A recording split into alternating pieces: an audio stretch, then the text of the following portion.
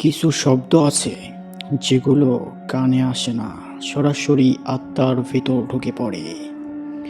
আমি আর যে বুলেট আজ যে সত্যি ঘটনার কথা বলবো তা কোনো গল্প নয়। একজন মানুষ মারা যাওয়ার আগে নিজের মুখে বলে যাওয়া শেষ সত্য।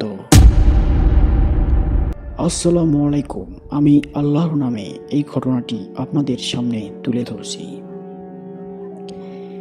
এই গল্প শুনেছিলাম মোহাম্মদ আব্দুর রহিম নামের এক মানুষের কাছ থেকে।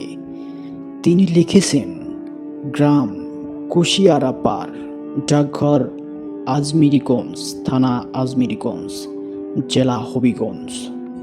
কিন্তু সবচেয়ে ভয়ের অংশ যেখানে থেকে গল্পটা এসেছে সেটা একজন মানুষ যিনি আজ আর বেঁচে নেই। তার নাম নুরুল হক মাঝি। সাধারণ মাঝি, কিন্তু আল্লাহ ভীরু মানুষ।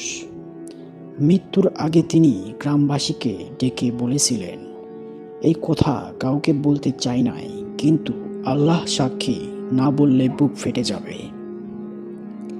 এবং তিনি যে ঘটনা বলেছিলেন সেটাই এখন আপনি শুনতে যাচ্ছেন FM 2024-এ। সেদিন আকাশে চাঁদ ছিল, কিন্তু দেখা যাচ্ছিল না। ঘন মেঘে পুরো হাওরটা ঢাকা। পানি ছিল মৃত্যুর মতো নিস্তব্ধ। পায়ের শব্দ, ভয় লাগছিল। নুরুল মাঝি মাছ ধরতে বের হয়েছিলেন।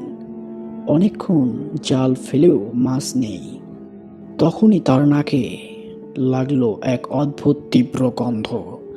তিনি নৌকা বেঁধে আল ধরে ফিরছেন, হঠাৎ খস খস নারীর শাড়ির শব্দ। নুরুল মাঝির বুক ধড়াস করে উঠল। তিনি থামলেন, শব্দ থেমে গেল। তিনি জিজ্ঞেস করলেন, এই সময় কে? উত্তর নেই। কিন্তু তখনই ঠিক কানের পাশে এক ঠান্ডা নিঃশ্বাস। তিনি পানির দিকে তাকাতেই ঘাড়ের লোম খাড়া হয়ে গেল, কারণ পানির উপর ভাসছে এক জোড়া ভেজা পা। শুধু পা, শরীর নেই। পায়ের তোলা উল্টো দিকে বাঁকানো। আর তখনই শোনা গেল সেই কণ্ঠ, রাতে একা একা ফিরছিস কেন মাঝি? কণ্ঠটা যেন মিষ্টি, কিন্তু ভেতরে ছিল এমন কিছু যা মানুষের নয়। তার মাথার ভেতর যেন কেউ ঢুকে পড়ছে। দাদার কথা মনে পড়ল। শাকচুন্নি মানুষকে নাম ধরে ডাকে না। ডাক শুনলে পিছনে তাকাস না, পানি তোর শেষ আশ্রয়।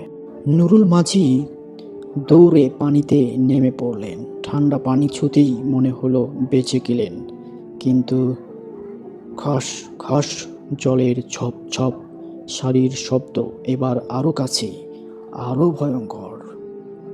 আর কণ্ঠটা এবার একেবারে গলার কাছে, পানি কি তোকে বাঁচাইতে পারবো মাঝি? হঠাৎ পানির নিচ থেকে কিছু তার পা ধরে ফেলল।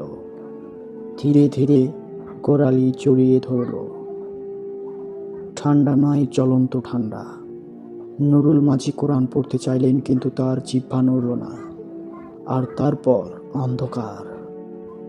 ভোরে গ্রামের মানুষ দেখল আলের উপর পড়ে আছে তার গামছা, নৌকা ঠিক জায়গায় বাঁধা, জাল গুঠানো, কিন্তু নুরুল মাঝি নেই। যারা হাওরে কাজ করে অনেকেই আজও বলে, রাতে এক নারীকে দেখা যায়, ভেজা শাড়ি, চুল পানিতে ভেজা, পা দুটো উল্টো। সে শুধু একবার ডাক দেয়, যার নাম ধরে বলে সে আর ফেরে না। এই হলো শাকচুন্নির ডাক। বন্ধুরা সাবধান, পূর্ণিমার আগের রাতে হাওরের আল ধরে হাঁটলে যদি পিছন থেকে শাড়ির শব্দ শোনো, পিছনে তাকিও না, কারণ ওটা কোনো মানুষ না। আমি আর যে বুলেট বাস্তব ভয়াবহ গল্প পছন্দ হলে লাইক, কমেন্ট, শেয়ার, এবং যারা ইউটিউব চ্যানেল থেকে শুনছেন চ্যানেলটি সাবস্ক্রাইব করবেন। আর ফেসবুক থেকে যারা শুনছেন অবশ্যই পেজটি ফলো করে সাথেই থাকবেন। সেই পর্যন্ত ভালো থাকুন, সুস্থ থাকুন, এই প্রত্যাশায় রইল। বেঁচে থাকলে আবার দেখা হবে, আবার কথা হবে নতুন কোনো ঘটনা নিয়ে। সেই পর্যন্ত আল্লাহ হাফেজ।